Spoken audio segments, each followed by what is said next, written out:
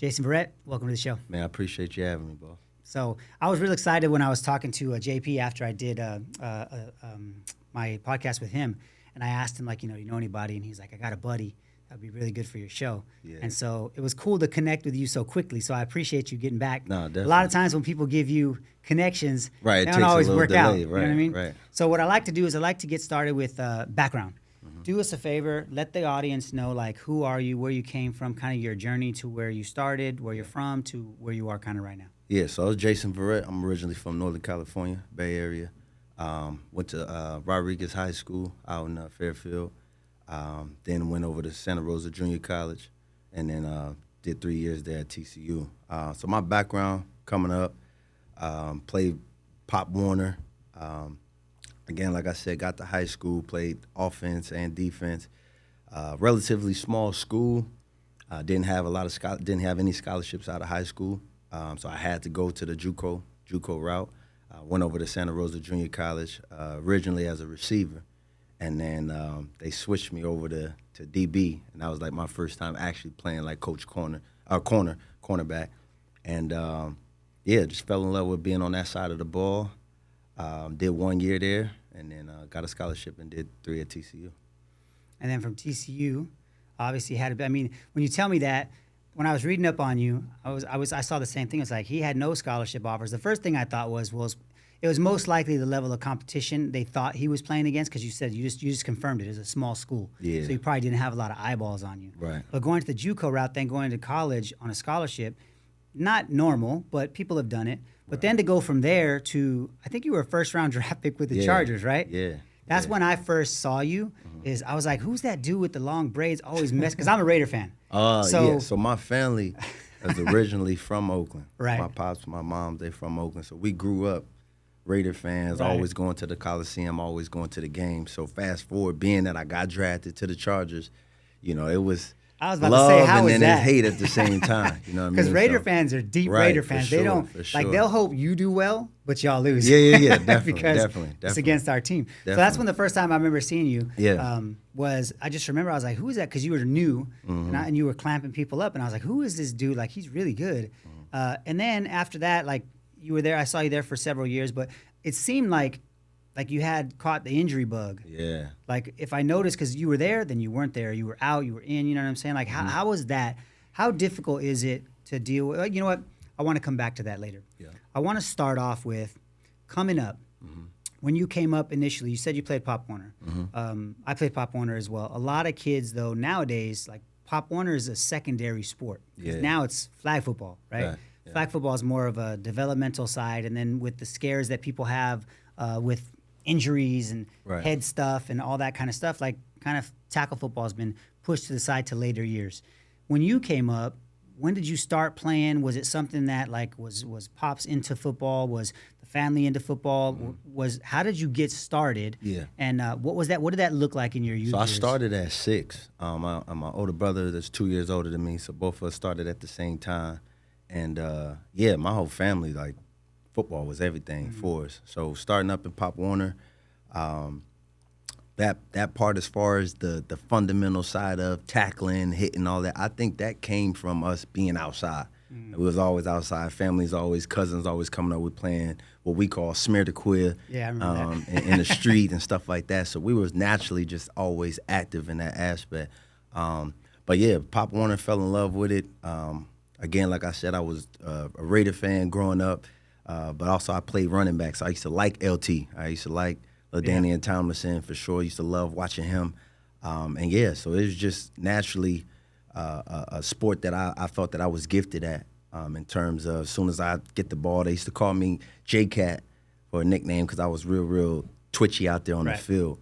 And, so I just fell in love with it, and it just kept growing on me year in and year out. So coach-wise, like back then, do you have any coaches that really made an impact on you? Was your dad involved in coaching at all? Nah, so it was a coach that I ended up playing for, Coach Cal. That's his name. It's kind of like my uncle.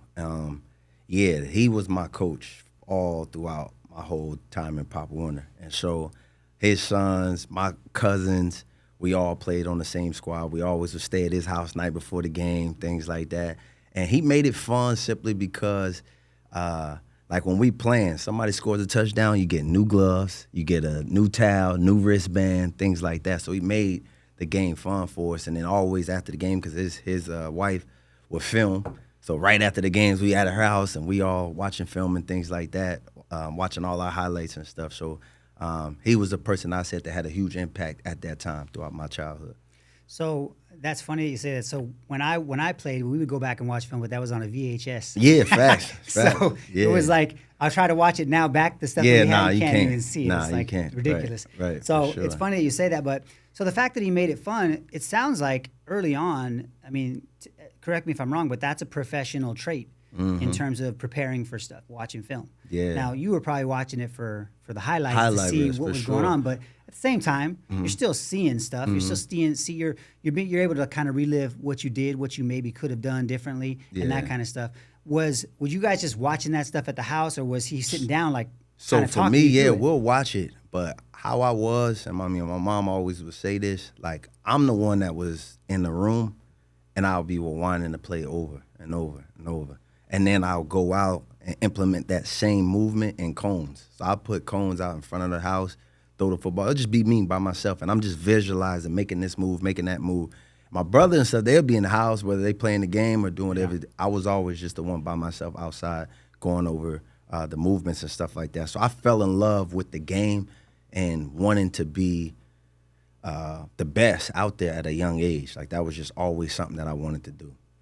That's cool. So doing that and starting to make yourself better at that young, I mean, how old would you say you were when you really started like doing those types of things? To really decide to made a choice to get better? 8 years old.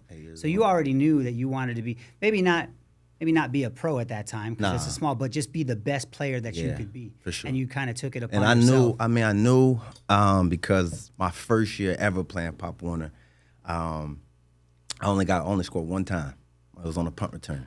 I scored on the punt return. That was it. And I didn't really play as much because I was one of the smallest kids on the school, just my first year. So that year going into my next year is when I really started to practice and do a lot of different things outside on the cone. My second year playing Mighty Mites, scored 23 touchdowns. And I just, that was literally the thing. It was people, how we go was Mighty Mites, junior peewees, junior midget, midgets. So we played at 8 o'clock.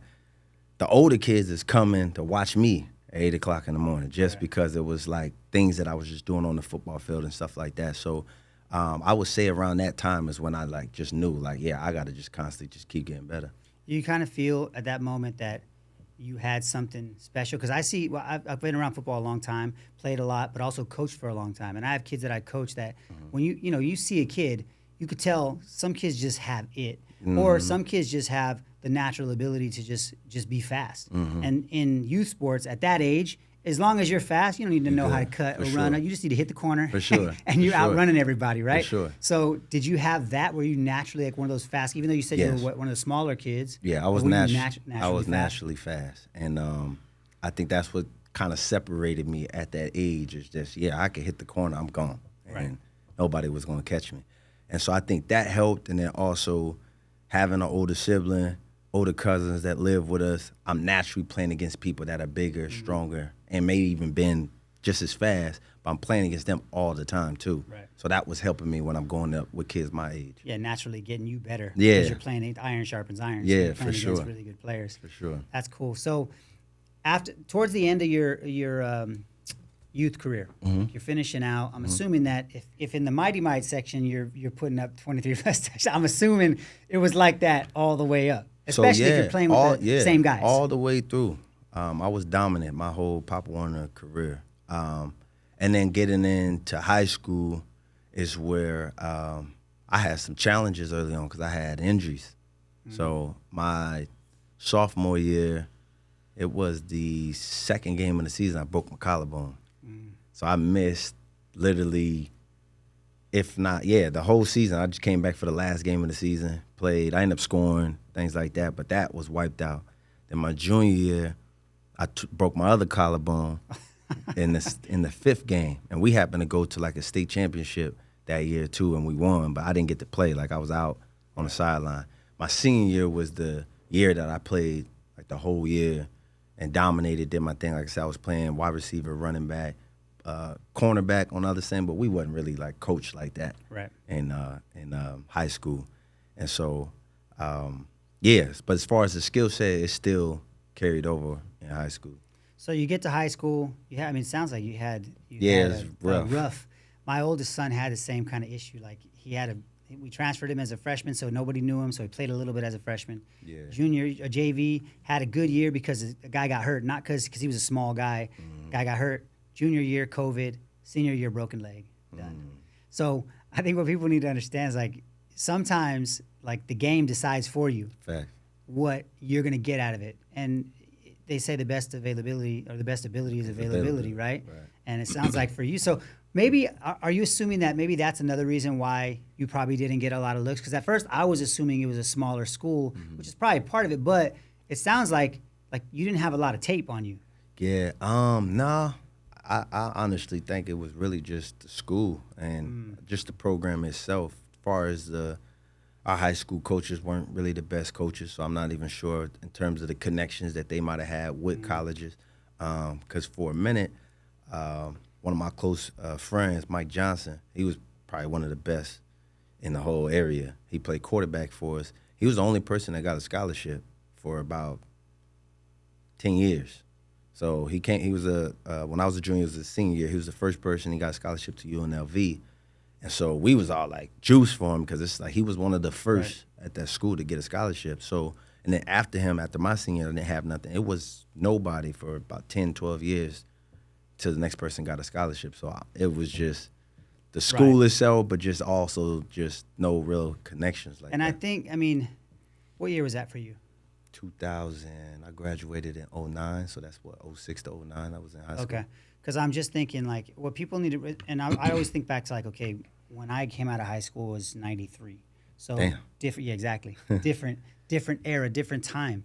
Like, it really was much more about who your coach knew. Not only that, but also, was your coach going to go to bat for you? Like, was he going to reach out? Because a lot of people, what people don't understand is, and nowadays it's so much better, because parents have the ability to get involved in that process where they can start to figure out things. Everything's on social media. You can reach out. Kids have Twitter accounts now or X accounts now. They can go out and put their film up on Huddle. They can do all these things that back when I was coming up, and probably similar times when you were coming up, that stuff wasn't as available. So you relied on a coach. Whereas nowadays, I don't think you really have to rely so much on it. It's good because the coaches are going to go to your coach and ask how you are. So your work ethic, your behavior, the way you are as a teammate, all that stuff is going to be exposed because no coach is going to lie for you because that's their reputation. I think parents need to understand that. Right. But that being said, like, it seems like that's the reason why, you didn't really get that initial opportunity to play. So you don't get that opportunity to play. What's the next step? The next step is what people don't understand. And I know this because I went to junior college after I went to a smaller college. And people don't realize, like, going to a junior college is not a step down from a Division I program because a lot of kids that are at JUCO are good enough to play at the D1 level. Grades, it could have been exactly. A whole bunch of things. So talk about that, about your experience in going to JUCO. Like, what did you run into? What kind of scenarios? You know what I'm saying? Yeah, so JUCO was dope just because, one, we didn't live in high school. So when I got to JUCO, it's like, damn, we got to live. We watched film a little bit here and there, but just the way that it was structured was totally different just from high school, just from the off-season programs and things like that.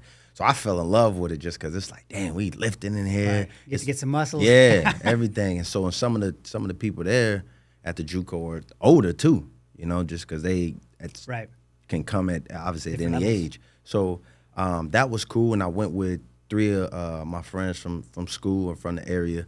We all got apartment and stayed out there. But the coach there, Lenny Wagner, who I still got a great relationship with to this day, he was the one that told me to switch from receiver to DB. Because obviously, like I told you, I went there as a slot receiver. So I primarily was playing slot throughout camp, spring ball, and rolling into camp. And so when he wanted to switch me over to DB, I decided to gray shirt. And so, because I didn't want to do 2 years at JUCO. So he was telling me I could gray shirt. We can get all your classes set up for you so you can do 1 year. But the chances of you making it out of 1 year playing is rare. They only had one person in that school to do it. And I told them, like, oh, I'll make it happen. So took that year to gray shirt to kind of learn the position a little bit, knocked out all my classes.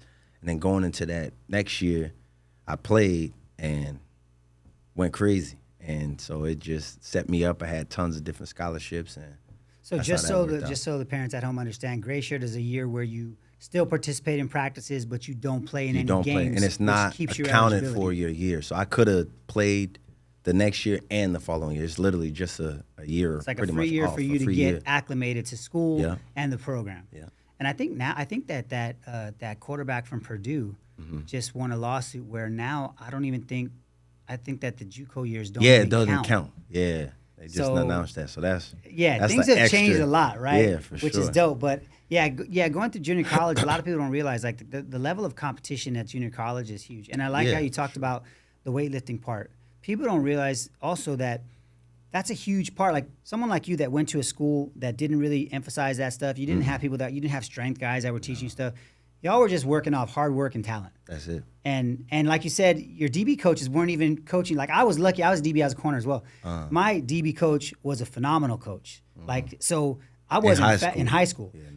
I was trained as a sophomore to learn how to. Me in the sideline could cover anybody at a 4.9 40. Like I wasn't fast. I wasn't naturally fast, but I was able to become one of the best corners in the county my senior year. After I had to wait my turn because my boy was a senior when I was a junior, so he always got the best receiver my junior year. My senior year, I got that role. And so, but I didn't get fast. Like I got fast after high school when I got into college. After college, I started training. And the point I'm making is I was exposed now to all the different types of trainings that you can get into because they don't teach you nothing. You usually walk out and you're either fast or you're not. Right. And that's pretty much it. Right. And if you're lucky enough to have somebody teach you those things, that's when I think that separation starts. So would you say that from JUCO, was that a big part of you being able to get those scholarship offers and have such a better career? Obviously, you changed in position, but the fact that you probably put on some weight, you probably got stronger, faster, more explosive. Those are probably the things that happened during that time span. Would you say that was something that happened during that time? Yeah, for sure, because we actually was doing, like I said, the training was tough in terms of the lifting, the speed training. We ran 40s. We did all different combine testing. Like we did everything to prepare you for the collegiate level. So it was another step for me, just being, like I said, coming from high school. We didn't have no off-season training. From a coaching standpoint, wasn't well coached, didn't have position coaches. It was literally the head coach, defensive coach, and that's it. Like it wasn't like an actual position coach where you go into a wide receiver. You didn't have a big staff. No, not at all. So even fast forward getting to TCU and all my friends in college, them telling me about all the high school, because Texas high school is crazy. Yeah. And when it comes to everything, they got like nutrition. It's a real college and high school out there. So it's just always was funny just to kind of hear the difference between how we were and how it was in other places. But I would definitely credit the JUCO for preparing me for the next level. So I think now it's funny because I had a guy on and I was talking. I've been training my whole life. Like I'm older than you, obviously. I'm 50 years old, so I'm a little bit older than you. But the training, like back in the day, I was obsessed with trying to get stronger, and I was a hard gainer, so I was never really super heavy. Yeah, graduated high school 155. Like that was my senior year. I gained that man weight. You get like 20 pounds right when you're done, right? Yeah. But it took me forever. Like I really had to work hard to learn how to do all that stuff and be in the gym. But I think that a lot of people nowadays, my youngest is 14, so he just I just started him weight training this year. Like just started putting him in the gym. Now he's working out, and his testosterone is starting up. His puberty's starting up, so he's starting to put size on and all that. But I like to let parents understand those things. The sooner you can do it in a safe manner, the better it's going to be off for your kid. Right. Now had you known about that, you probably would have been lifting, right? For sure. If somebody would have took you under their wing and said, "Hey, this is what you need to do," you would have been doing that. Definitely. So I guess you could say you were like a late bloomer in that regard. Yeah. When you get to college and you get to TCU, that's a big program. Yeah. Like TCU is a big program. LT went to that program. Yeah, the Horned Frogs, right? Yeah. LT went to that program. When you get to that school, that must have been a huge shift from junior college from your high school was a shift. But junior college to TCU. Huge. What was that like? Like, what was that shift like? What were the main things that you realized that was different that you had to do in order to stay on track? First off, that heat. Texas that heat was serious, moving from Cali to Texas. I would say that was really like the development from a boy to a man, going from JUCO to college. Just because in JUCO, 3 coverages, man, cover 2, cover 3, right? You get into college, it's a totally different program, especially even when it comes to training camp. Like, we in there from 6 to 10:30 at night. So it prepared me in a different way. But being the competitor that I was, kind of fearless, not really wanting to shy away from things, I went in there head on, matching with all the guys there in terms of the training and things like that. But where my first welcome to college moment was my first college game against Baylor. We played the Baylor Bears at Baylor. Didn't really know too much about like the rival and what that meant between Waco and Fort Worth. So this was RG3's year, Heisman Trophy winning year. I did a good job in spring ball. Did well in training camp to start. So I started just from spring transfer, went in right in there and started. So fast forward, we get to the game, and a true story. So I used to still catch like kick returns and things like that for pregame. So I went out there, we in all white, got on all white gloves, white wristbands, looking clean. And so I get out there, boom, going through the whole thing, and I'm kind of like locked in, getting ready for the game. So it's Friday night primetime, never played on TV before. So whole world's watching ESPN, right? I get bombed for 3 touchdowns in that game. So the first one we come out is against Kendall Wright. This is really the first play of the game. He come out the huddle jogging. We got fresh meat. We got fresh meat out here. Runs a nice little quick little out route, catches the ball. Boom, all right, changes, moving. Run another little play. And then the very next play is a 60-yard bomb over my head, touchdown. So I'm getting back to the sideline, and I don't know, I'm kind of like blacked out. I hear the whole crowd, everybody screaming. I'm just blacked out, like, damn, what is going on right now? I just got beat for a touchdown. Boom, people over here like, man, we good, we good. Our offense goes down, score. We right back out there. Get back out there, throw it at me again, catch the ball. And as you know, as a DB, even though, let's just say the first pass is a 5-yard completion, the next pass they complete on you is a 3-yard completion. You only gave up 8 yards, but as your mind as a DB, you targeted, like, you know. So I get out there on that second possession, and we're in a quarters coverage. And for that particular formation, if number 2, because there's 2 receivers to that side, so if number 2 was the bubble out, I could drive, the safety rolls over top. But we called a keep coverage to where no matter what happens, I got one. Right. They ran a bubble pass. Both of us jumped to the bubble pass, ball overthrown, touchdown, 50-yard touchdown. To your guy, to the one. To my guy, to number 1. So now I get to the sideline. Coaches is like, oh my God, Coach P screaming, going crazy.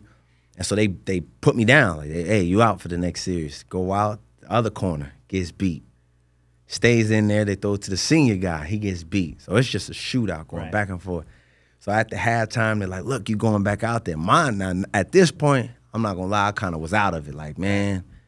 This is your first college game. Yeah, So this was a little test of just a little adversity for me. So we get out to the next possession. They moving the ball, post route. Boom, catch, missed the tackle, touchdown. So our offense goes back up, scores. We end up getting the lead. So it's like 43-48. We up. They bench me again. Next, corner, again, another bomb. I think RG3 probably threw like 7, 8 touchdowns. Bombs up, goes up, scores. They're up 50-48. Offense goes out there, throws an interception, game over. So now, this is around the time we brought up social media. I had a Facebook, but Twitter had kind of like just came out. Man, they killing me. So I'm go back to JUCO, you suck, all this. I'm going through all of that. You're reading all this stuff. Reading all of it, right? On the bus, because we bus there. On the bus, I just got my headphones on. I'm crying. People blowing my phone up, like, keep your head up, yada, yada, yada. Then I'm reading the other stuff. Right. Get to campus. Yeah, I'm walking around campus. Right, you suck, man. Baylor was our rival. Ooh, they going at me. So, mind you, I'm 19 years old. And so, 19 years old. So I'm kind of like not new to this when it just came to football. You know, like I got beaten at JUCO like 1 or 2 times, but it wasn't this type of bashing session after a game. So seeing just what it's like being at this level was tough. It took a toll on me. So that next week we play against Air Force. I don't play at all. Literally the entire game up until a minute and 30 seconds left. We up by like 25 points. Right. Number 2, I was number 2 in college. They're like, number 2, you in? I'm like, man, hell no, coach, you're not gonna put me in with a minute of scrub time. Yes. Man, I go in there. They throw a pass. I get a pass interference on the first time they throw at me. So again, everything from that first game is all still replaying in my mind. So I give up, whatever. They don't score, they don't get up. Give up the pass play. They run a few plays, game over. My mind is, I'm out. I'm done. I'm through. I'm gone. I could go back to JUCO if I want, or I could leave. I'm out. Call my mom, like, Mom, I'm through. I want to go home. I'm done with this. And she like, nah, like, you committed there. Yeah. You're going to stay there. Get off the phone with her. I'm like, man, I don't know what I'm going to do. So it was the Wednesday of that week. We all, so get out of class, go to our dorms, chill a little bit. Because at my first year at TSU, we stayed in the dorm. So there's a few other players on there, a few seniors that stayed in there. So 2, 3 o'clock, we got to head down, meetings at 3:15. So we leave the dorms, and we walking down campus to head towards the facility. And it's about 15 of us. I turn around, go back to my room, lock my door, and I'm just like, man, I'm through. Not going, I'm through. They're blowing my teammates, blowing me phone up, yo, boom, boom, not answering. Coaches is calling, not answering. I'm just crying, just saying like I'm done, I'm tired, don't want to deal with this. So I call my brother, and I call in, and I'm just venting, crying, letting everything out, like, bro, I'm through. And so, of course, he's on the other end saying motivations, like, you got this, blah, blah. But in the mix of that moment, looking back at it, the phone call that I had with my brother was a pivotal moment, but the moment was when you hang up and you got to sit back in that specific moment by yourself and make a decision, right? So it's a knock at my door, right, the dorm door. So I'm thinking, all right, I'm the only one in here. She can't get through this door to get to my room. I hear the door open, boom, they come to my room, knock, like, Jason, you in there? Jason, you in there? So I'm not saying nothing. Like, Jason, are you in there? We just need to check you in. Open the door. So I end up opening the door. I can't remember her name, but she worked in athletics. Come in like, man, we just wanted to make sure your teammates was worried about you, coach was worried about you, and I'm just still, she just sees my face. Right. So I'm like, man, I'm through. I don't want to play about it. She's like, it's okay. Like, you just need to go down there, see Coach P, just make sure you're good. So I get my stuff, walk down there. Practice was obviously already over. It was almost like 6 o'clock. So I go up to Coach P's office, right? And he's sitting there, sitting in the chair. She drops me in. She's like, close the door. I sit down. And this is my man, Coach P. We locked in. This is my guy. First thing he said to me is, what you want to do? I'm like, Coach, I don't want to be. I want to leave. That's what you want to do. He's like, all right, I'm going to tell you just like this. If I let you leave, you won't go D1. You won't go D2. You can't go back to JUCO. I will only allow you to go to D3 schools. That's it. I got enough connections to avoid you from going to any other school in the country. You could be a good player. It's up to you what you want to do. Just like that. Yeah. And my response to him, like, all right, Coach, I'll stay.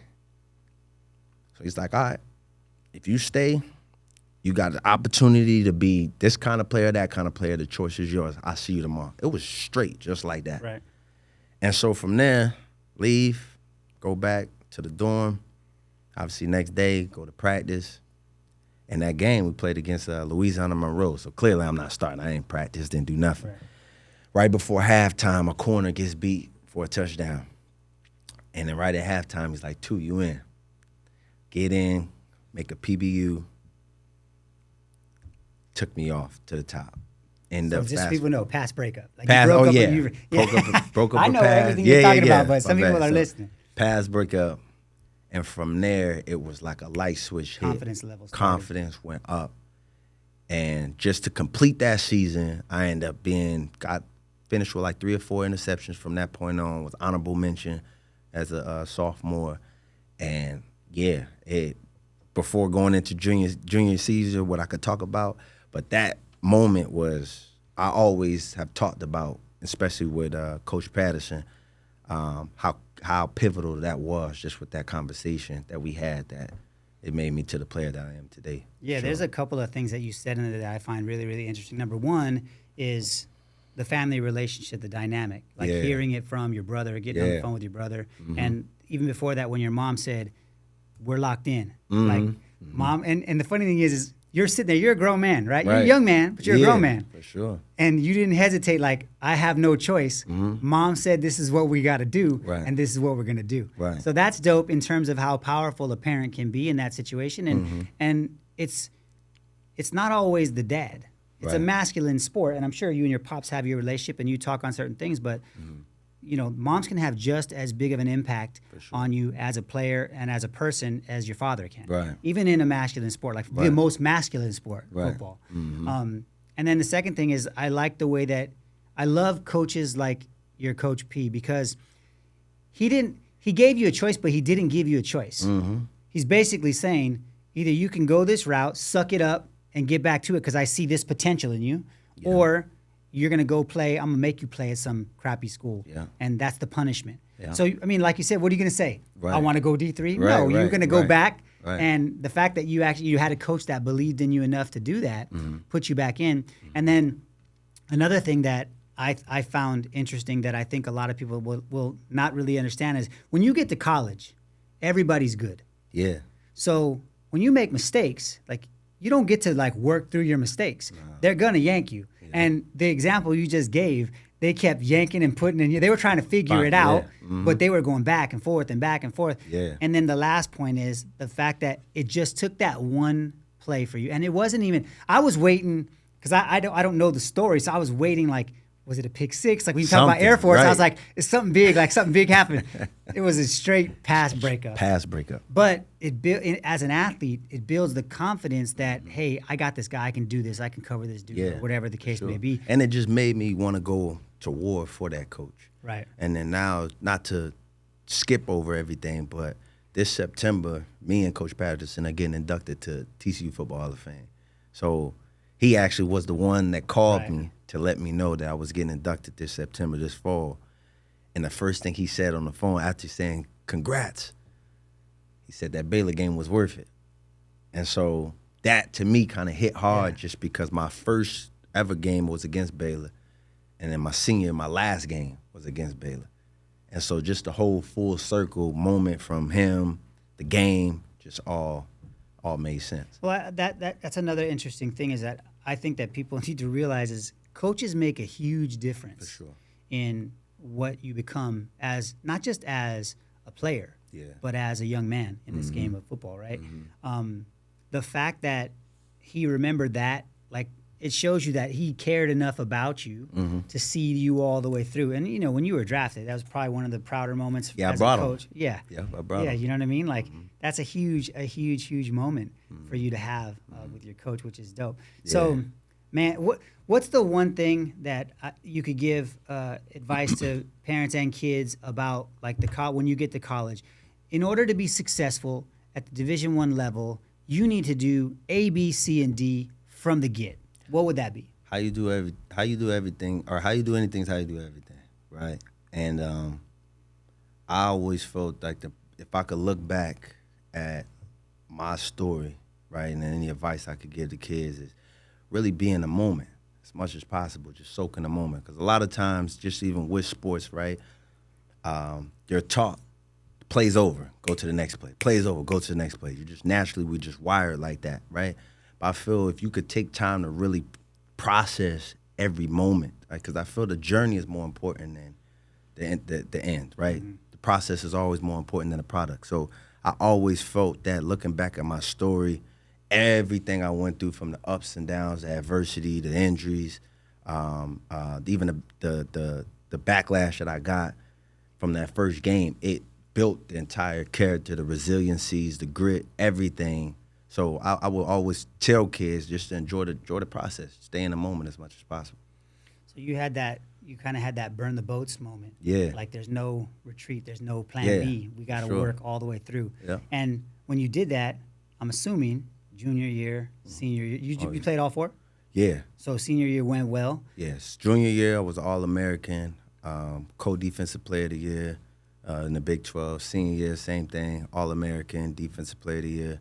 I led the nation in passes defended, which is interceptions and pass breakups combined for 2 years straight. So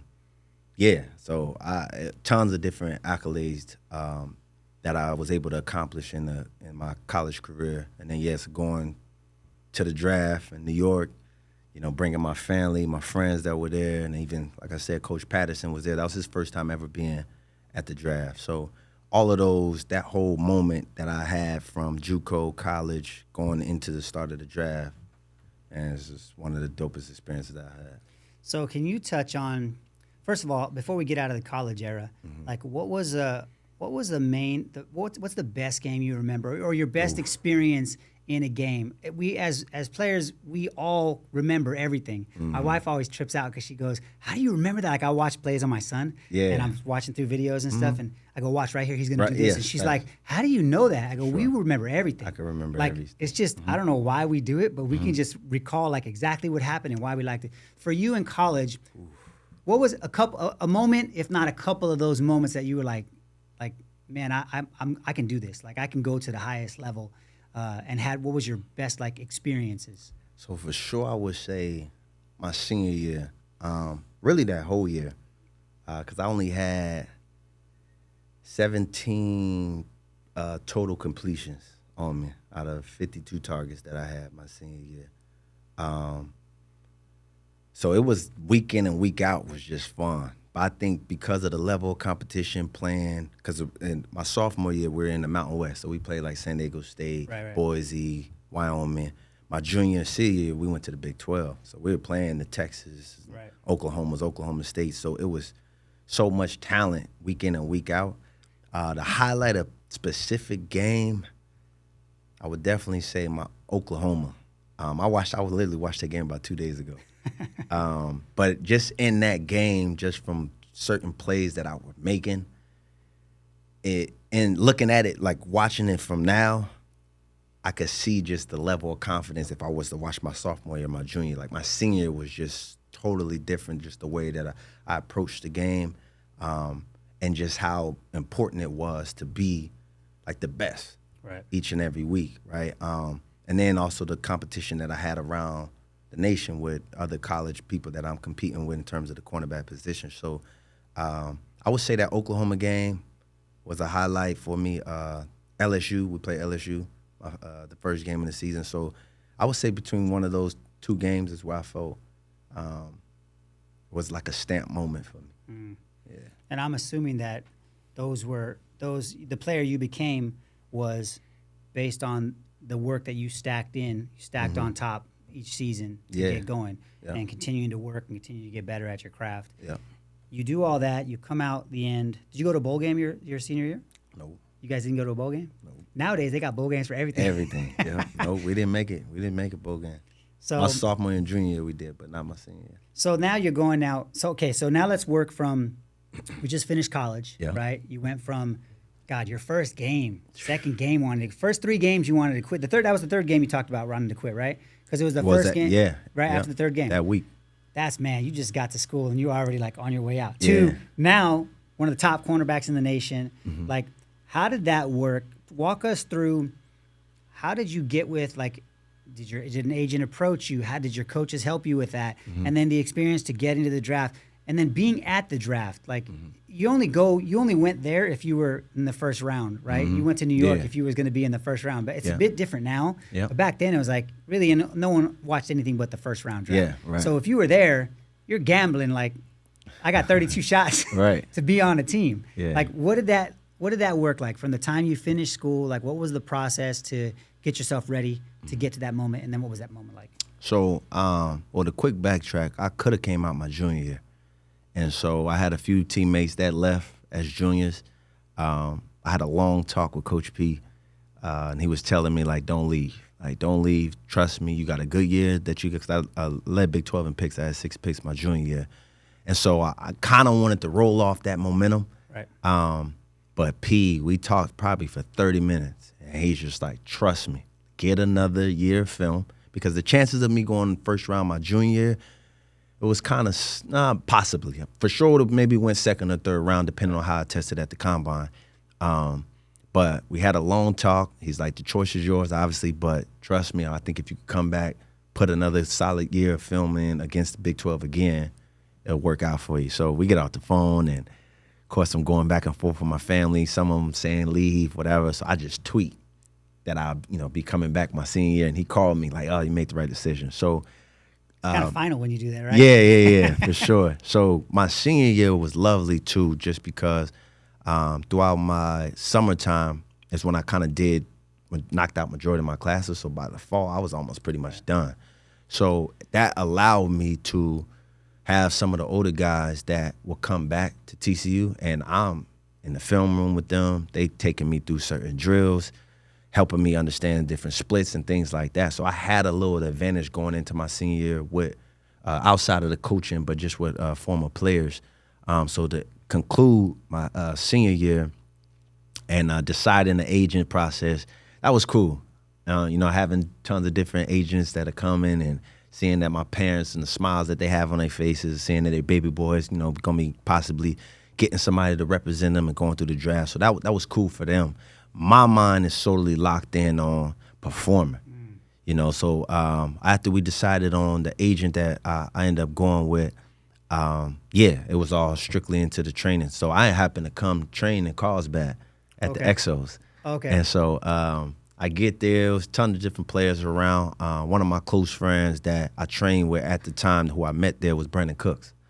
And so Cooks, I would say we locked in from a competitive standpoint. That's a person I say that seriously when it comes to grinding. Like, he's serious. And so we bounced off each other with that, just the way that we train, the way that we grind each and every day, competing every day. And that's what I think made it so fun.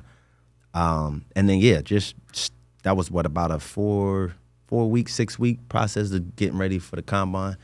So getting to the combine, it's fun just because now all the hard work that you put in to train and prepare, it's time to show up and show out.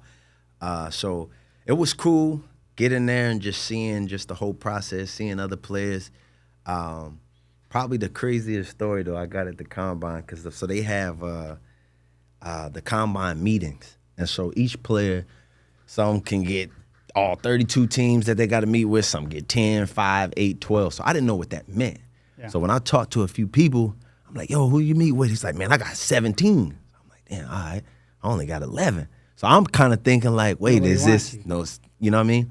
But you don't realize that until after, is that majority of a lot of players that met with all the teams, they had off the field issues. So it might be all these teams want to ask these questions to kind of see what kind of player that they're getting.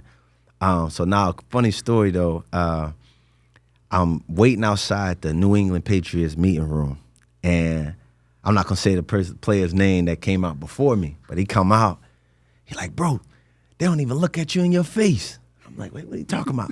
So I go in there, and literally, bro, you walk in, and Belichick is like straight in the back, and it's just it's 2 rows. There's a row on this side and a row on this side full of coaches, and it's just a chair.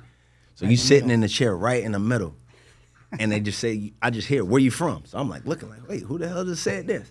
Where you from? Nobody looked at you the whole time. It was probably the most awkward 5-minute meeting that I ever had. So I get out of there like, yo, I don't know if I want to go there. You know what I mean? So, but so when I conclude, I go to a bunch of different other meetings and things like that. And then the night before is obviously getting ready to, for the drills and things like that. So that was my time to, shine and showcase my ability with the other players that was, around the league. So I felt I dominated the combine, the 40, and the drills, and it was just a fun experience being able to compete with everybody. That's dope. That's funny to hear, because I'm an actor. I've been an actor for a long time, so I've been in rooms, audition rooms, and it's similar to that. Like it's a whole bunch of people in here, and you're talking with one person, and they just want to get to it. You're like 100 and something persons they've seen. Right. Like they want you to be good, but especially with that organization. That for sure. They're a whole different. At that point, they were a whole different way of doing stuff. So that's kind of cool to hear. And also, I think a lot of times too is people don't get a lot of meetings. Yeah. Because if you're a talent that's not going to be there long, right, they are not going to be able to get up there unless they are willing to like give something away to come and get you. Yeah. And then you might get that as well. But that's cool to hear. So you get out of there, you leave the combine. The combine's in February, right? Yeah. And then draft's in April. So that process, leaving the combine, I mean, I probably watched it maybe 100 times. Just rewinding the drills because they had at that time. Obviously, now you had TiVo, so you can rewind. So I'm rewinding it over and over and over. And then so we had a little break period. I think I was maybe a week or 2 weeks after the combine because I had to do the pro day. Right. And so I had probably like a 4 or 5 days off, and then I had to get right back into training to just make sure I was in shape and stuff and prepare for the pro day. So go to the pro day, and this was where it was fun just because. It's your guys. Yeah, it was. All the scouts was there, so that was just another time to just showcase the ability and things like that. So I really enjoyed the pro day. I obviously dominated that part, and then fast forward from there, now it's like, all right, I did everything that I needed to do. So, hopefully we'll see how the next phase goes. So fast forward, I get a call from Cooks, and I happen to come back to the Bay at the time, just chilling with family. And he's like, man, I just got the call. I'm like, yeah, what? And he's like, man, I'm going to New York. They just called me about the draft. I'm like, yeah. And so I'm trying to think of the guy's name. I don't know. I forgot the OG's name. But is this at the draft or this is the night before? No. So this is literally just after my pro day. So this is probably got it. Maybe we can call it early April. Right. So before the draft. Before the draft, yeah. So he had got the call. I'm trying to think of his name. I can't remember his name. That's on me. The person that happens to call you. So he's like, man, I just got the call. So I'm juiced for him. Get off the phone. I'm in the car. Literally 20 minutes later, phone call, boom. Hey, just want to let you know we're inviting you to the draft. So I hang up and go crazy. And so I call Cooks back, and we, going back and forth, celebrating on the phone and things like that. And then eventually they end up telling my family, and, they all juiced and getting ready to make their flights and get prepared for it. And then I called Coach P, and I waited. I kind of wanted to bait him in a little bit. So I tell him, like, yeah, I just got invited to the draft, Coach. And, my mom, pops, and brother, homeboys, everybody's coming. And so he's like, yeah, congrats, man. You did a hell of a job, blah, blah. I was like, Coach, but I don't think it's going to be, fulfilling if you're not there. And so just to hear his excitement on the phone, man, just made my day. So then. Oh, he welled up on the other side. Oh, yeah. He welled up on the Coach other side. P, he's real. Coach P's, man, it's funny, man. He can't sit still. Yeah. So, man, at the draft, he's just Christmas for him. So that was just a dope moment to just see. Being that was his first time. Obviously, he coached tons of different athletes and got people to the professional level. But me being able to be the one to be the first for him to be at the draft, man, was a great moment for him. That's dope. So you get to New York. Yeah. You get there. I'm assuming you got suited up. Oh, most definitely. You got suited up. You get down. What was that Radio Music City? Radio Hall, right? City, yeah. Radio City, yeah, which was iconic. Yeah. So you get there. What is that process like in the back? Like you obviously, beyond the red carpet. So you see everything, right? So at that time, we were in our draft class, that 2014 draft class, especially the first round, was loaded. I mean, with Khalil Mack, Odell Beckham, Sammy Watkins, Mike Evans, Aaron Donald, like the list can go on. It was loaded. Ryan Shazier, I mean, total lot of great players. But so I knew I wasn't going within the first 15. Right. So me being in the back of the green room once the clock started, I knew it was going to be either Clowney or it could have been Johnny Manziel, somebody who was going one. Yeah. Right? Obviously, it was Jadeveon Clowney that year.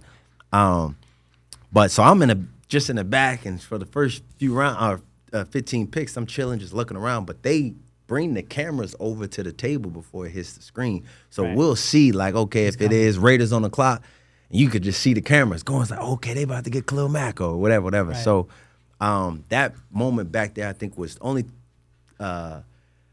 crazy moment that we were seeing is because we didn't know where Johnny was going to go, Manziel. Right. He was the wild card. So after literally every pick, they putting in the camera on him the whole time. So I think it was third overall is where Blake Bortles went to Jacksonville. So after Blake went, boom, cameras right on Johnny, like the whole entire time, all the way up until I think he went like 22nd pick or whatever. But that experience was dope. You never forget the phone call. So it was right. I knew right around picks 19 and on was my time. Right. And so it was the Kansas City Chiefs was on the clock, I think, at pick 23. That's why I was like hoping, like, oh, okay, KC, I could go to KC. They didn't happen. And they say Cincinnati Bengals is on the clock, and that's where Darqueze Dennard, another corner from Michigan State, went. So right after that pick was in, my phone is right here, and I'm just like sitting here. I just hear my brother go boom. So I like look down, and it's I don't know if it was an 858 or a 619 number, whatever. I answer, and they're like, "Yo, it's Coach Pagano from the Chargers, man. You ready?" And I'm like, "Hell yeah, blah blah." And so again, that moment is just like adrenaline just going. So I talked to Tom Telesco, Mike McCoy, whole 9 yards, and then hang up, and then family just right there. So camera comes, and I'm kind of like still in that shock, like, damn, this really just happened, like, you know what I mean? And so, yeah, walking out on that stage and just seeing all the lights, seeing all the fans there, hugging Roger Goodell, man, that was a priceless moment, for sure. That's dope.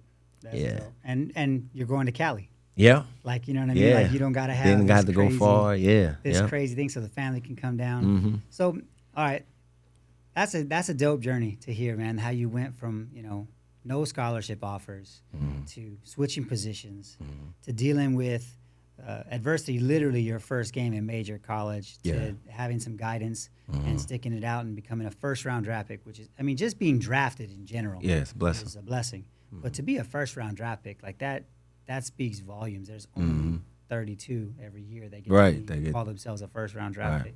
right. Looking back on your journey, what do you think are? I mean, you've talked about a couple of the most important moments, but overall, like, what do you attribute to you being able to make it through? Like, if you could give it one or two characteristics along the way that you were able to do, like, what would those characteristics be? Well, I feel experience is our best teacher, right? I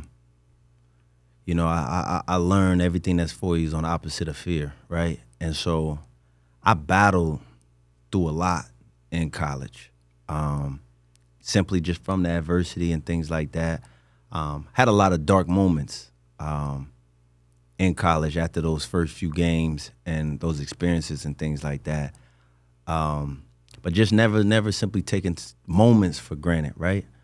And so fast forward, being able to accomplish the things that I accomplished early on in my college career and then early on in the professional career, but just happened to make it through JUCO and the adversity and then going first round. It speaks volume from, being able to overcome adversity, trials, and all of that. But I don't think I'm going to know I can get to the other side until I go through it. And so I would just say, obviously, give credit to the man above of having the strength. But it could be, I can credit some upbringing for sure. But at the same time, you have to credit the moment in itself, the defining moment that triggers you to, okay, even though I got off this phone where I'm venting to family or whoever it is, I still got to make the decision of taking that next step, right? And being able to accept whatever comes with it. And that's where I think helped me because as you know, and we can even dive into it, once I got to the pros, I had 11 surgeries. Right. So the adversity didn't stop, and so it actually impacted even more because now I'm on a professional level where it's expectations from family, it's expectations from the organization, it's expectations that I got of myself, fans, supporters. So it was a lot. So not being able to perform at the level that I knew I could play at due to uncertainties, it put me in a dark space. I don't really touch on this as much, but I was in a dark space, like dark. I would like to go into that, because now you're drafted, now you're in the NFL, and it seems like every level is getting more serious, more can be stressful, more stressful. Like you were talking about expectations on you. This professional level, like from the moment you get drafted, what happens? Where do you go? Like you see people all the time, first round draft picks, they're on a plane. The next day they're in town with the jerseys, holding them up and all that kind of stuff. Yeah. Like express how that happened, and then express like right there. You're in San Diego, and you don't have mini camps till June. Yep. So you still have a few months, but like, what happened for you that first year coming in? Like, did you just automatically get into training? Like, what happened? So I had a shoulder surgery right after the draft to clean up a torn labrum. So I didn't do OTAs or minicamp. So around June, July is when I was kind of getting on the verge of being fully recovered from my shoulder. So going into training camp, it was kind of just a slow process of just ramping me up to get prepared. So majority of training camp didn't really participate towards the end. Around like second, third preseason game is when I started to kind of get a little bit more comfortable and cleared. And then the fourth preseason game, I played about maybe like 2 or 3 series. So I got a total of maybe like 14 snaps. And so fast forward, first game was against Arizona, Monday Night Football. And I performed well. We lost, but I had a great performance being out there for my first ever game. And week in, week out, was continuing just to getting better. I think it was the 7th game or the 6th game we played against the Raiders in Oakland. So I had probably over, 80 to 100 people that was at the game supporting. And so in short, I caught the game-winning interception to end the game. So that moment right there was my like welcome to the NFL moment just for me, and it happened to be on the positive side. Oh, sorry, it happened to be on the positive side in terms of making that game-winning interception. So just being out there, seeing all my family and things like that, and that was a dope moment for me. But then after that, the next game, I hurt the opposite shoulder. I tear the opposite shoulder, and so I had to get a surgery that ended that year. So fast forward from there, going into my second year, that was I would say, defining moment of the player that I knew I could be and potentially could be for years to go. And that's why I think the organization was happy that they drafted me in that, because my 2015 year was dominant. Happened to make the Pro Bowl that year, but had some highlight games, and that's one of my famous games that a lot of people reference to is the game that I covered, Antonio Brown. So it was one of the best battles that I ever had, because obviously Antonio Brown's future could be obviously a Hall of Famer, one of the best to ever play. But the battles that I had throughout that whole game and holding them to under 20 yards catching and things like that. So that was like a defining moment for me that year. And I think from that game, it just leveled up from a confidence level, just being able to know that I can cover the best receivers. And I was traveling that year with all the #1 receivers. So being able to make the Pro Bowl was a huge accomplishment too. And so when that got announced that I was going to the Pro Bowl, obviously family and friends flew out in Hawaii. So we went to every Pro Bowl. Yeah. Oh, okay. So being able to go out there, but seeing, I got to play with Charles Woodson. Yeah, that's dope. I got his helmet signed. So that, to me, again, being from the Bay Area, family from that area, going to all those games, and watching Charles Woodson just was amazing throughout that was obviously one of my favorite players growing up too. But just being able to be in the locker and being right next to a Hall of Fame player. But isn't that a trip? Like, this is a guy you watch, and now you're sharing a locker room with him. Yeah, crazy. crazy. There I had to mean, be just that moment tons of where you everybody. look Just, over and you're just like, right. am I really sitting next to this guy right Right. here? No, it was crazy. I mean, and then it's all, as you know, at the Pro Bowl, it's all former Pro Bowlers, Hall of Fame players there. So it's a perfect moment, again, for family, just to be a part of that and witness that and seeing just all these great players that you get a chance to play with. And me being the only one that was representing the Chargers that year. So that was big as well.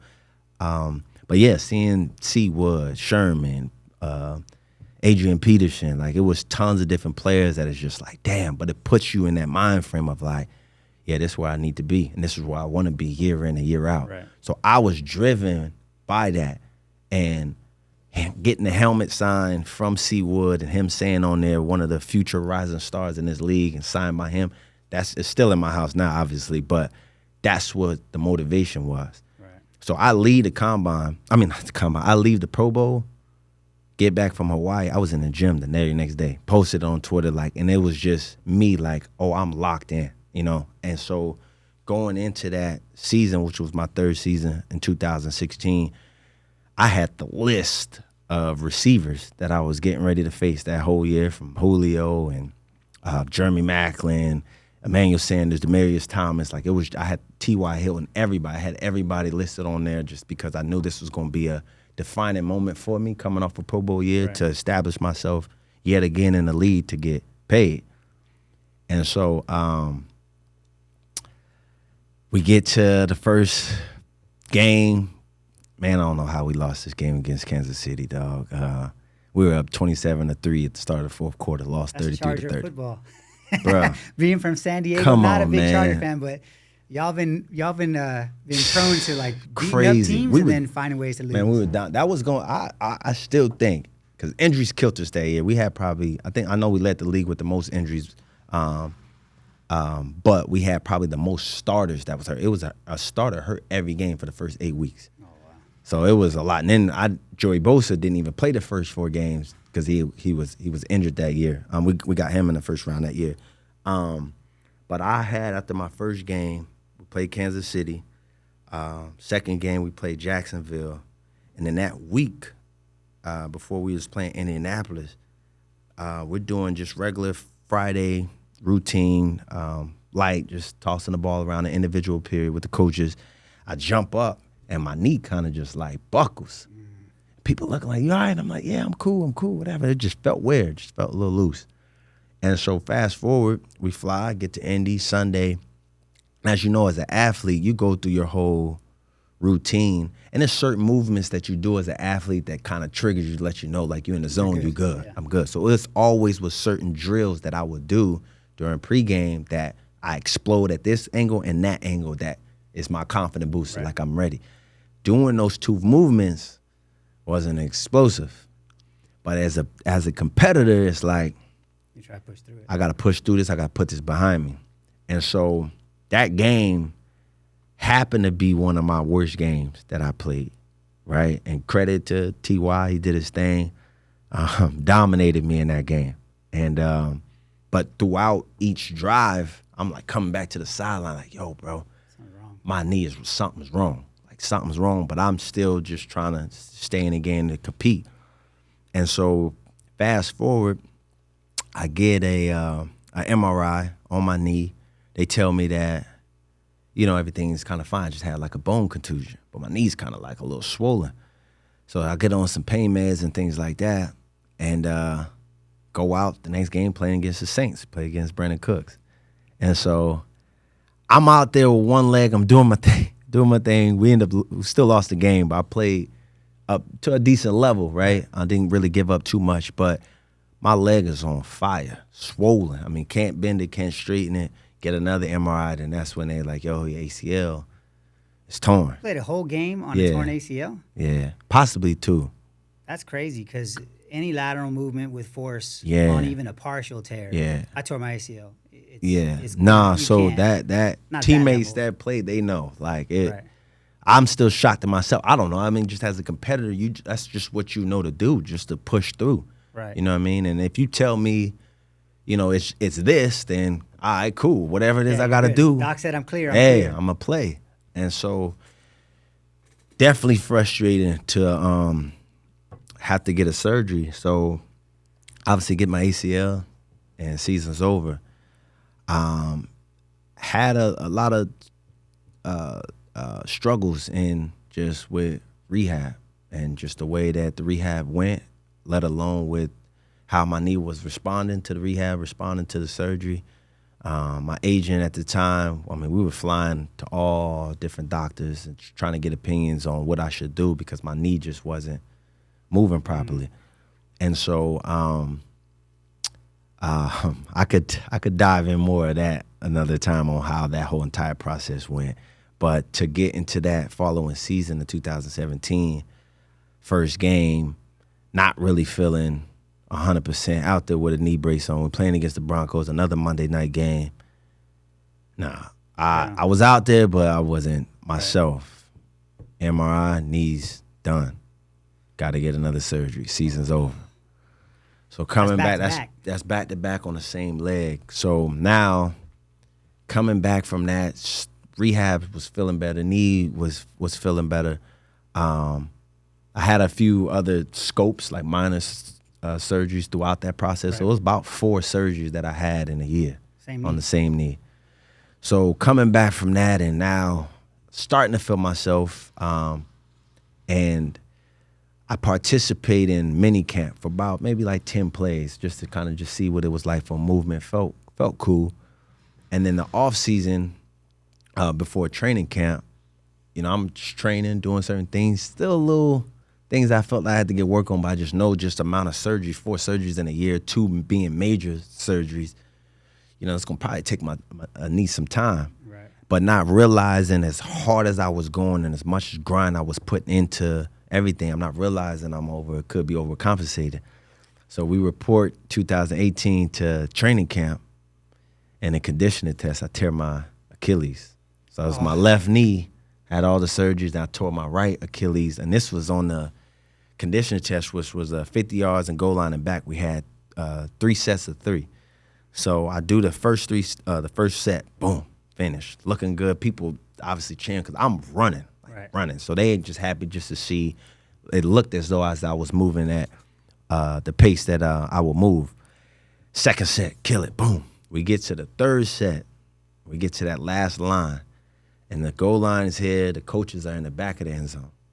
So I touched the line, boom, pop, and it felt like somebody kicked me. I know it. So I'm looking back. I'm like, man, ain't no way these coach wasn't right in the end zone. He ain't step on me. So I'm kind of like trying to step. I just hear somebody say, go down. So I lay down. I don't know what's going on. Mind you, it's like, even though with Achilles, it's not like I never really had calf pain or anything to kind of give me an alert that something's going to happen. Right. So I'm down there. Trainer's right over, like, what's up? I'm like, man, I don't know. Like, something just in my calf. Like, it just feel weird. So they're like, man, can you press on the gas pedal? I can't. So they feel around here, huh? Did it roll up? Yeah. So they feel around and they're like, your Achilles. I blacked out. Like, I'm crying, like, just continuous, just crying. And I just remember that and just a whole bunch of just obviously teammates coming on. They're touching. I can't hear what nobody's saying. Like, I'm just blacked out. So I'm laying out obviously on the bed and or the tables out at the facility. And the PR guy comes over to me, and our player engagement guy, Art Hightower, comes over to me like, yo, we're going to call Michaela, that's my girl, my kid's mom. And they're going to come over because we got to go get this MRI just to confirm that your Achilles is torn. So my son was born that year in March 2018. So this is August 1st of 2018 when we were training camp. So that part is where I think was tough, was seeing my little boy and then seeing my girl at that time. And that specific moment was hard. Just because, as you know, having a wife and kids, this is who you play the game for, right? And I broke down. Like, instantly, as soon as I saw my son, I just broke down. And with the Achilles, as you know, you got to get surgery within like 6 days. Yeah, it's quick. And so I was uncomfortable just in terms of the way my body felt, but just everything. So I didn't even finish the MRI. It was like I was in there for like 5-10 minutes. I'm like, yo, take me out. We know what's torn. We know what it is. I don't need to Just sit get up here and surgery. go through all that. So we fly out to Green Bay to Dr. Anderson to get the surgery. And so get the surgery, come back to Cali, and I wasn't going to speak on it, but I'm going to speak on it just because this is important. But I get back from Green Bay, so in a boot, and with my son, we got a real tight relationship. Like, he's 7 now, but that's like my guy. And so obviously 16, 17, and now 18, this is 3 years in a row of season-ending injuries, right? So just from the dark places, I'm in it now. All right. You know, and it's hard for me to escape it because it's like it's continuously happening year in and year out. Right. So now fear got the best of me. Doubt got the best of me. Worrying. Like I'm in a space where it's like I got to be a little careful of just how I move and do things because my frame of mind was zoned out, right? And I was lucky to have my mentor, my life coach, Dr. Herb Martin, who I still talk to today. We've been locked in for almost 12 years now. He's played a key role, but before I get into that, I always used to talk to my son. When he was born, and obviously with my girl, she might go to sleep, and I'll just grab him, and I'm holding him, telling him, like, you know, be a man of understanding. You know, you can do whatever it is. Just motivational talk always, just speaking wisdom into him. I would do that every night. And so after Green Bay, it was a little different. I wasn't in the frame of mind of the positive talk. I was zoned out. My mind was at a place where you got to be strong in a crazy way to want to take your life. Like you have to be really, really strong to not think about the people that could be affected by this, right? And so I was there, and it was hard for me because obviously I got a little bored. That's 6 months or 5 months, however old he was at the time, RJ. Yeah, about 6 months. And I remember I'm holding him, and I'm looking straight, because I normally would look at him when I talk to him. I'm looking straight, and I'm just like, man, Daddy's gone. Like, you're going to have to, do what you got to do because I can't be here. And I'm crying, and I'm just letting everything out, like, because I was on that verge of being out of there. And so I'm crying, and I just say, like, man, I love you, but I just can't do it no more. I'm not strong enough for this. I can't, blah, blah, blah, blah, blah. And I look down, and normally when I look down at him, he's always just asleep. Right. And he's smiling while I'm talking. And so as my tears are just going down my face and looking at him, in my mind, just something hit me where it's like, I can't do this. Just to see him smile at this moment, because he's never done that before. So to see him smiling at that moment, it was touching for me, because it's like, as a man, how would never be able to explain why. Right. You know what I mean? And it put me in a perspective, just right in that moment, in that perspective of, on the other side of fear is what's for you. Face everything and rise is what I gained from that particular moment, just because, money, fame, football, all of that is cool, but all of that's going to die down at some time. Right. But your child, of who you can have a lifetime effect on, and how they go about living and doing certain things, is priceless, right? And so that moment is where I shifted from that frame of thinking. And it was hard to get out of it, because I feel when you get in those suicidal mind frames, it's kind of instilled in you. So adversity and obstacles is going to come in the frame of life no matter what. Right. So when you have those thoughts, they're going to creep in no matter what. Right. And so I had to kind of learn, and it came from therapy. It came from my life coach of helping me learn how to navigate through those dark times or through those thoughts. And it's very important to pay attention to the things that you think about. And I also learned that, our mind, we think of, I think it's 80,000 thoughts a day. And 90% of those thoughts are repeated thoughts. Right. So if I'm constantly in my mind talking about fear, doubt, worrying, no matter what, I can go and it could go be a great day, but something happens, all those negative thoughts is going to come right back. It's all that subconscious that's going on. Everything. You're not thinking. You're thinking thoughts, but you're not actively thinking. It's Right. just in the subconscious. For sure. So that is where I shifted from the way that I did therapy with my life coach to where it became where he was. And this is the difference between, I say, support and investment, right? I feel everybody, to a certain extent, has some level of support, whether it's a friend, a girl, a parent, brother, whatever, uncle, coach, whatever. You have a certain level of support. But an invested person is a person that's what my life coach was, and this is why it's a second father figure to me, or OG to me, is because if I don't answer that phone, he's knocking at my door. Right. Like, he was invested. He has his own job. He has his own child, family.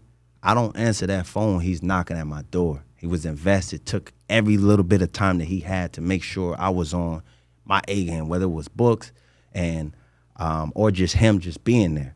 And so the key thing that he taught me, anytime when you deal with adversity, is changing the setting. And that's what I had to learn in terms of, when you're in those clouded spaces, you think to just go, whether you're in the car, whether you're in your room, and you just cloud it.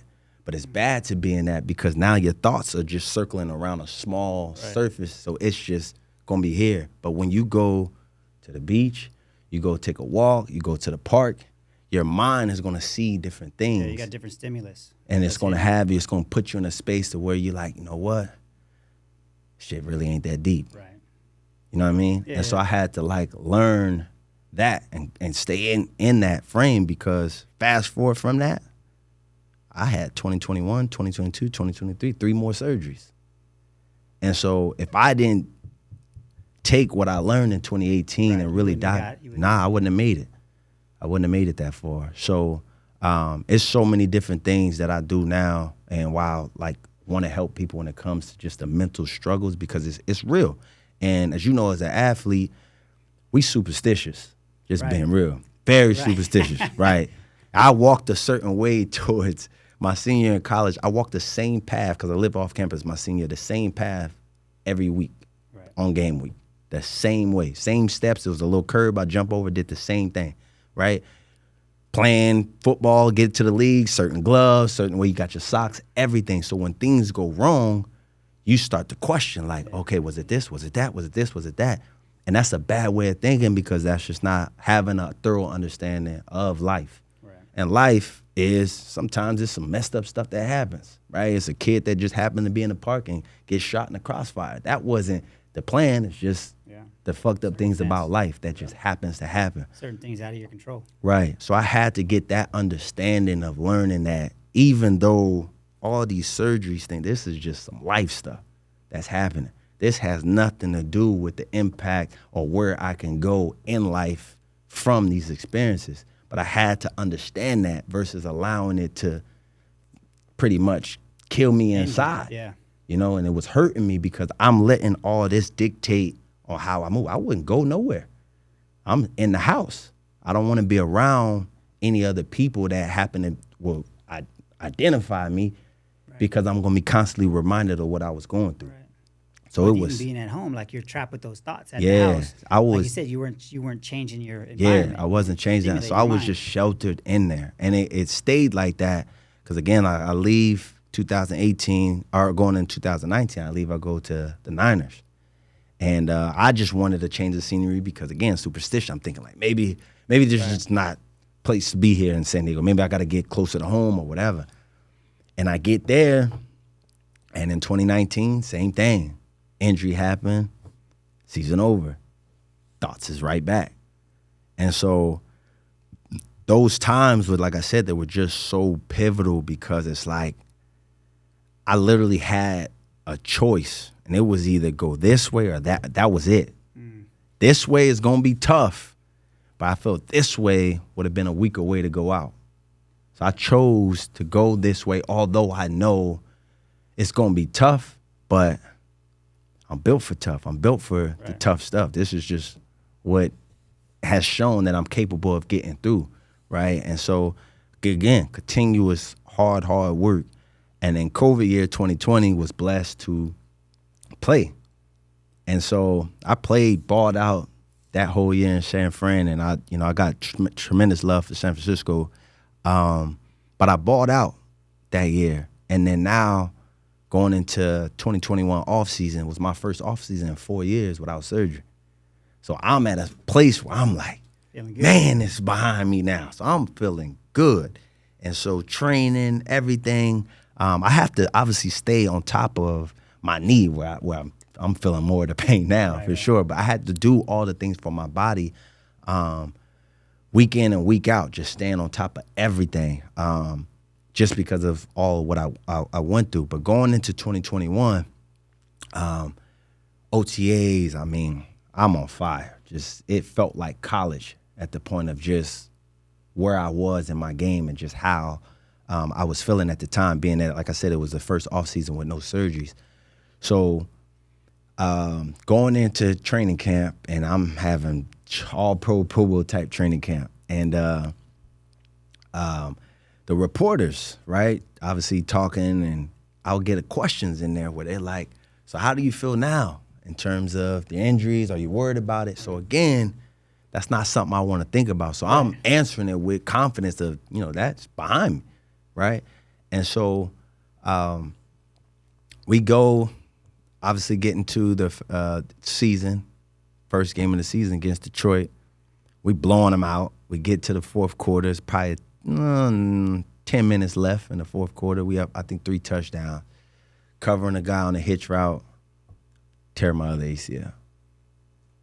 And so it's even footage of it where it's me, I'm walking off, I got the security guard and the play engagement guy on my shoulders, and they're walking me out, and I'm crying.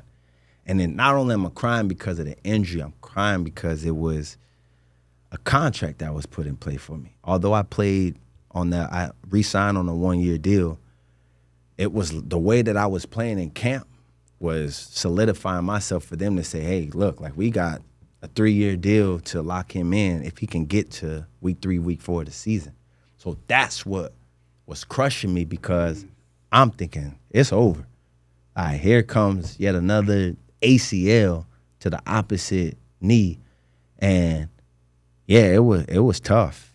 And thoughts came right back in. It's funny, man. It's not funny, but the thing is that people don't understand all these, like I watch all these games. We see this stuff, like as a fan, we're always watching these things. And when we see someone go down, like seeing you crying like that on the field, we just think he's crying because he tore his ACL. He's out.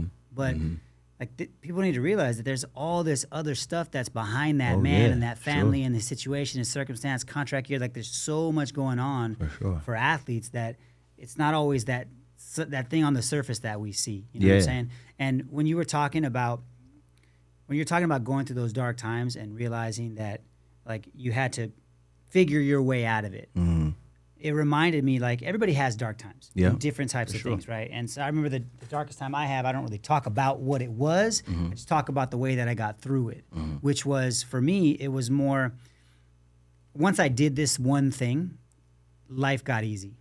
And it's still easy to this day. And this was back in 2014, I did this. So this is 11 years ago.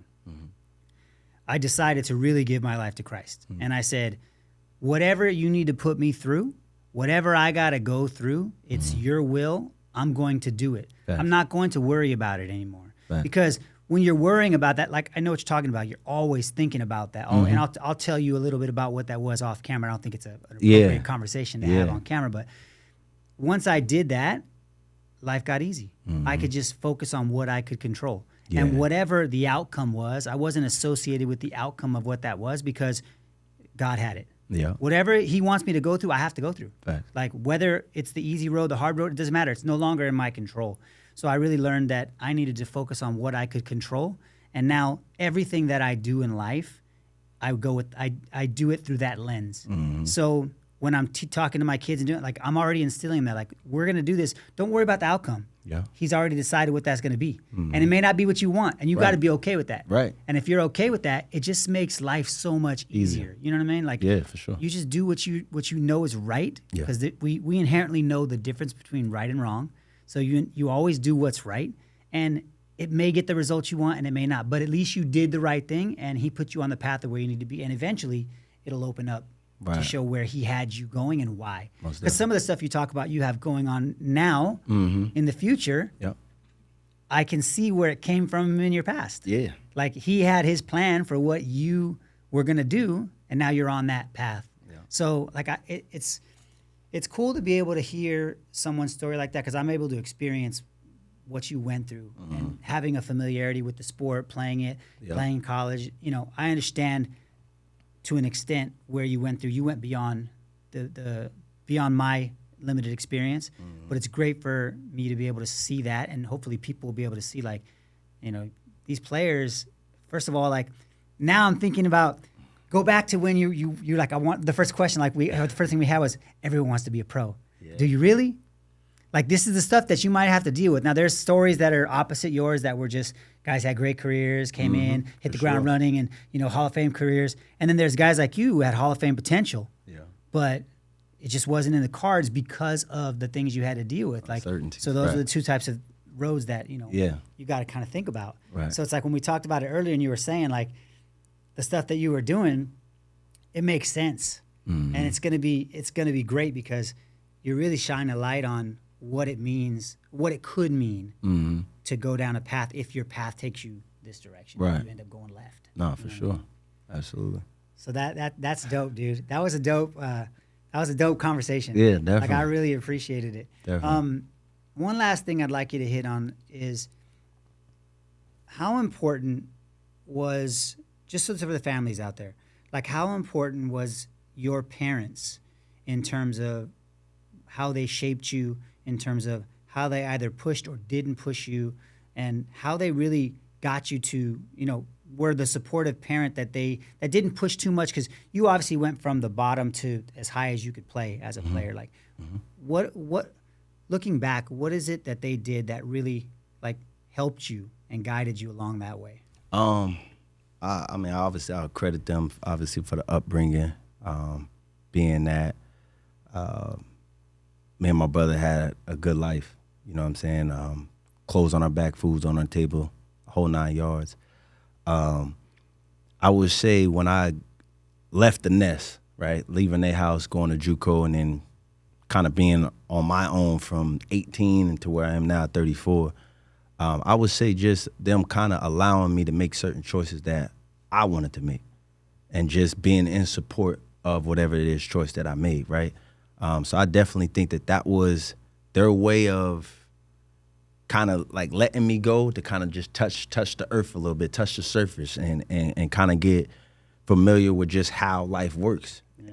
And so I think not too much support was also good for me, just because it's like it shaped me into a man, in a sense, right? And then also having support to where it's like, damn, I might need that phone call to call my mom and things like that. With my pops, yeah, it was a little different, just in terms of the way our relationship was. Do I feel at certain times, do I think, damn, I wish me and my pops was here for these moments and things like that? Yeah, but at the same time, it still shaped me to how I want to be. You know, it ill-advised of whatever the intentions was and why certain things weren't there when they needed to be. But I felt the role that he just played was enough to get me to where I needed to be, just because I knew I had to do it, right? And so that's the credit that I give them, is just kind of just allowing me to have the freedom to make the choices, knowing that, hey, we still right here. So. Yeah, and that's a tough thing as a parent. You have one son? Yeah, I got a son and I have a daughter. So my daughter's 3. Yeah, I got 2 kids. Yeah. So yeah, you're in the fun years. Yeah, definitely. They wild. Older, yeah, it's. I'm in the years with my 21-year-old, and then I just dropped my 17-year-old off to college up in LA last week. So like, as soon as you're talking about like letting that go, and it's different with a boy than it is with a girl. Yeah. Because boy, you know, you kind of have to let them learn how to be a man. Right. So there's a little bit more of a tough love aspect when it comes to the girl, it's a little bit that's my different baby. feeling. It's a little bit different feeling. Definitely. But that's dope, dude. I want to say thank you so much for allowing me to interview you and share your story. Like such a good story to see and to really be able to get behind the curtain of, you know, what an athlete. I had no idea you went through all that stuff. Yeah. Like I'm thinking when I'm interviewing you, like we're about to hear about all this cool stuff in the background with NFL player and this, and it was there, but at the same time, it's like you really humanized like what a professional athlete could go through. Yeah. You know, and I think that that's something that parents need to look at as like, hey, it's not always the glamour that you think it is. And, you know, you can still strive for the things you want to strive for, but just understand, like, it sounds like the more important things in your journey was the things you had to learn to grow through and the people that were there to support you and do all that stuff. And like you said it perfectly. You said, you know, famous football player, money is all cool. But at the end of the day, it's not what's most important. Right. So I appreciate you sharing that story. Is there anything that you would like to say to any kid watching or any parent watching, that last word? Yeah. So my last words, I actually have a children's book called Determined to Be. That should be done the end of July, or if not the first week of August. And it's literally my story from childhood to where I am now, speaking on just real life things that I went through in terms of the football, the adversity, and all of that. And so, you know, as you know, having kids, you want to put them in, have certain books that are like nonfiction, the superhero books, right? But I wanted to have more of the authenticity of a story where it shows that even though you can make it to the NFL, it's things that can come along the road that can either knock you off or build you up.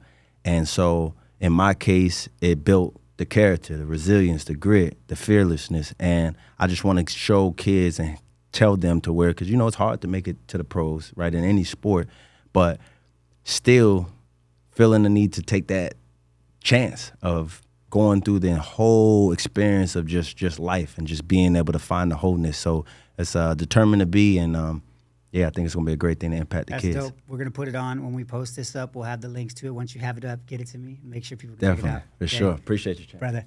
Awesome, man.